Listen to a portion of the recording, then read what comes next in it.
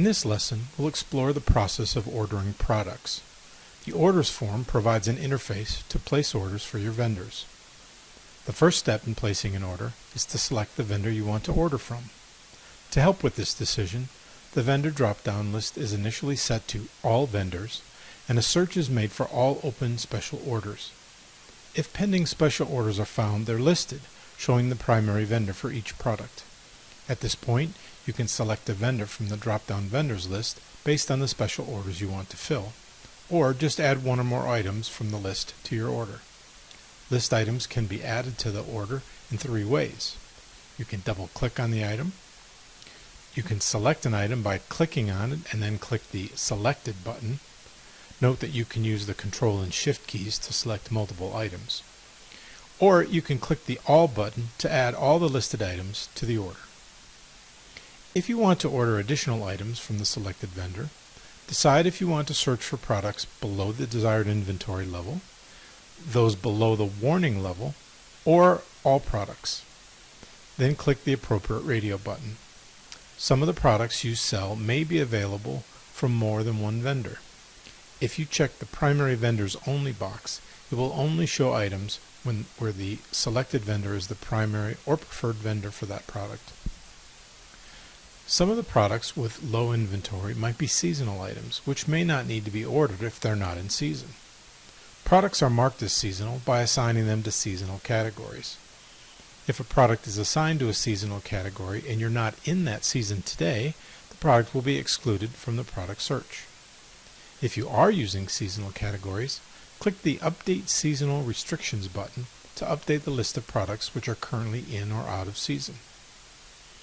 If you have orders for any vendor which have been started but not yet completed, you can select one of those orders from the Unfinished Orders drop-down to load the order in its most recently saved state and then continue working on that order.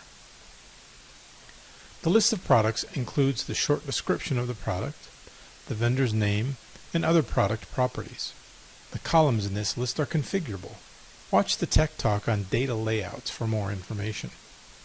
By default, the listing includes a column labeled Current and Ordered Quantity.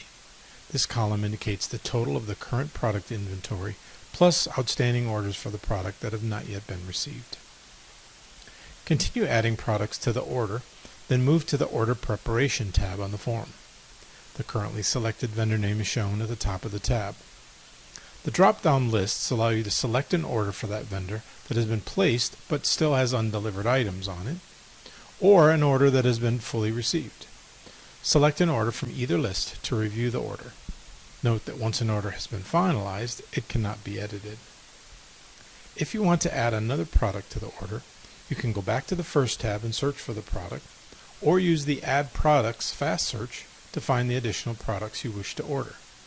Note that the search results will only include products from the currently selected vendor. Select one or more products from the list of search results and add them to the order. The next step is to set the quantity to be ordered for each product. To get started on setting quantities, use the radio buttons to specify if the goal is to increase the inventory quantity to the desired level or to the warning level. In some cases, vendors may only sell products in quantities of 2 or more. This might make it impossible to order the specific number that you want. In these cases, use the radio button to indicate if you want to round the ordered quantity up or down. For example, consider a case where you need 12 spools of a specific thread to get to the desired inventory level, but the vendor only sells them in blocks of 5. If you click the Round Down option, the order quantity would be set to 2, giving you 10 spools. If the Round Up option is checked, the order quantity will be set to 3, giving you 15 spools. After you have set the level and rounding options, click the Set Quantities button to calculate the recommended quantity to be ordered for each product. If rounding is applied, products with an order quantity greater than what it would take to reach the target level will be highlighted in green. Products that would be below the desired level will be highlighted in pink. From here, you can manually edit the order quantity in the product listing. Click the Clear Quantities button if you want to reset all the order quantities to 0 and start over. The products list will show the current plus ordered quantity, excluding the current order, the number of items to reach the warning and desired levels, the number of special orders needed. It also shows the quantity the vendor sells the product in, labeled as units per box, and the minimum order quantity set by the vendor. You can change the order quantity in two places. The item order quantity column defines how many of the individual product you want to order. The part number order quantity indicates how many boxes you want to order, considering the units per box.